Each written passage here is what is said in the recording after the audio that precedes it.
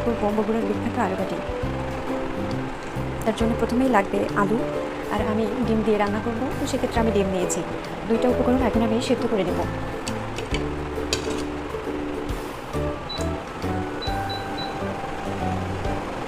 সেদ্ধ হতে প্রায় 30 থেকে 35 মিনিট সময় লাগবে।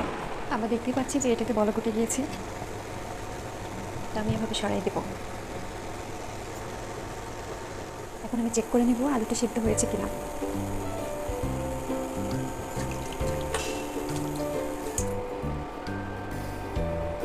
তো দেখুন আলুটা সেদ্ধ হয়ে গেছে। এখন আমি আলুগুলো ছিলে নেব।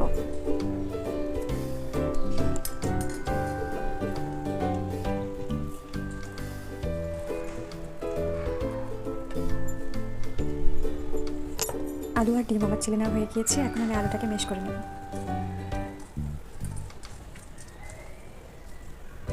আলু ম্যাশ করা হয়ে গিয়েছে। আমি এটাতে একটু পানি দিয়ে এক সাইডে রেখে দেব।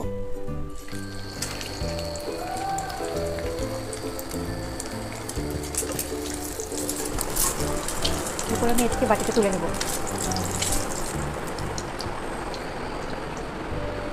ঠিক একই তেলে আমি দিয়ে দেবো পেঁয়াজ।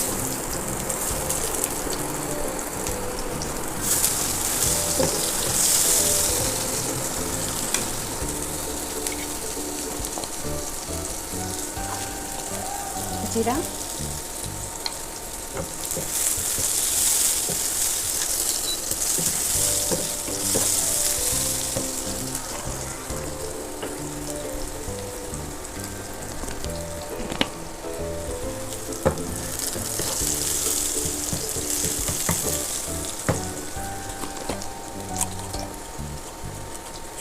দিয়ে দিলাম তেজপাতা। পেঁয়াজটি লাল হওয়া পর্যন্ত আমরা ভাজব। এ পর্যায়ে আমি দেবো পানি।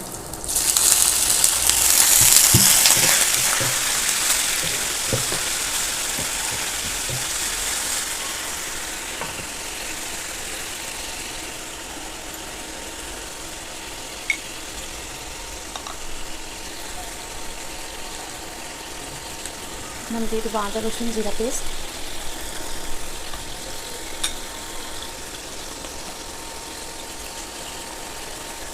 শুকনো গুঁড়া,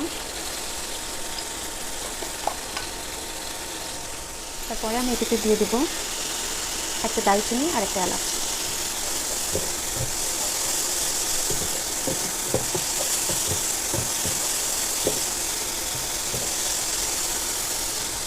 আর একটু পানি দিয়ে আমরা কিছুক্ষণ নেড়ে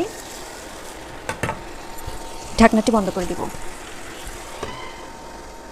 এরপরে আমরা দিয়ে দেবো কাঁচামরিচ 4টি। আবারও ঢাকনা বন্ধ করে দেব। এখন আমরা ঢাকনা ছাড়াই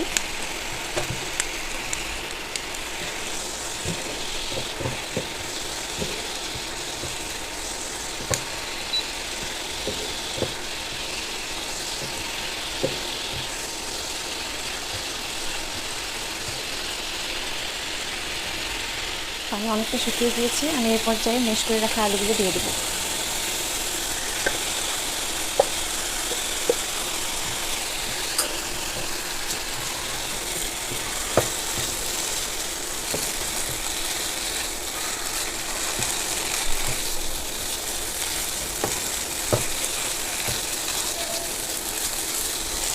অল্প একটু পানি অ্যাড করবো।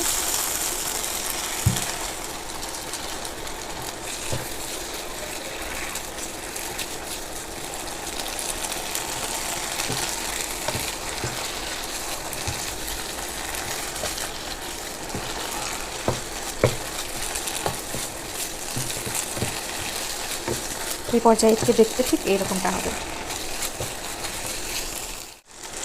এইভাবে এখন একটু নাড়বো।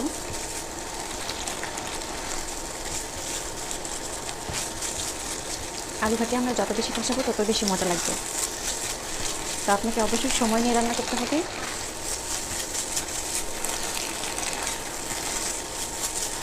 তাড়াহুড়ো করে রান্না করলে মজা হবে না।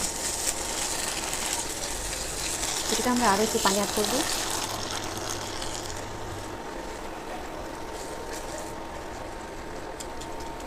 এখন এটিতে ঢাকনা দিয়ে কিছুক্ষণ রেখে দেবো পানি শুকানোর জন্য। পানিতে কতটা শুকিয়েছে সেটা আপনারা দেখে বুঝতে পারছেন নিশ্চয়। অনেকটা ঘন হয়ে এসেছে। আমি এই পর্যায়ে আমি সাথে আরও একটু পানি অ্যাড করলাম। আবারও ওই পানিতে শুকানোর সময় দেব।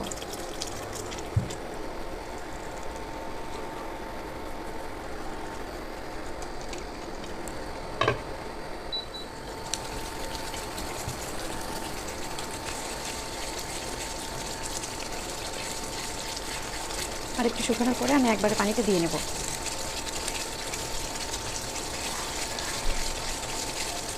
এই রান্নাতে প্রচুর সময় ব্যয় করতে হয়, আপনাকে ধৈর্য ধরে রান্নাটি কমপ্লিট করতে হবে।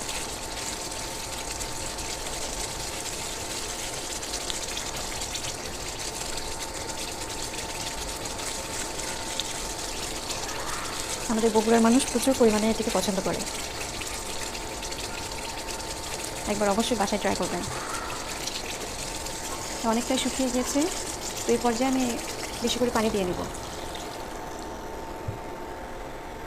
আমি আর কোনো পানি দেবো না, এই পানিতেই তরকারি সম্পূর্ণ হয়ে যাবে।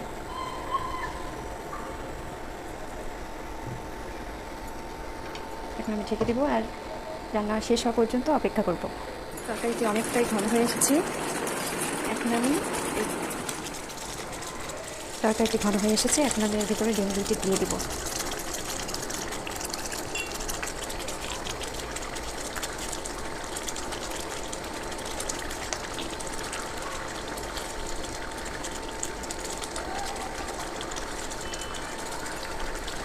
আমাদের রান্না সম্পূর্ণ শেষের দিকে। এখন আমি একটু জিরা গুঁড়া দিয়ে দেবো। ব্যাস হয়ে গিয়েছে আমাদের বগুড়ার বিখ্যাত আলু ভাতি।